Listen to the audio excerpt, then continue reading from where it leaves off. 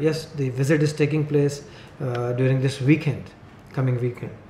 And the purpose of the visit is that also about stability and peace in Afghanistan. As you know that Pakistan and China, along with others, we work closely cooperate in the context of bringing peace and stability in Afghanistan. The number of initiatives like Heart of Asia, QCG, which you mentioned, to which both Pakistan and China participates and contribute in the efforts towards attaining peace and reconciliation in Afghanistan.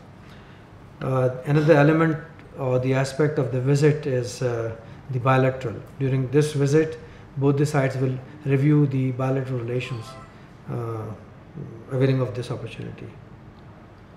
I think in the regional context also, in the context of regional security and the security in Afghanistan, this visit will be important.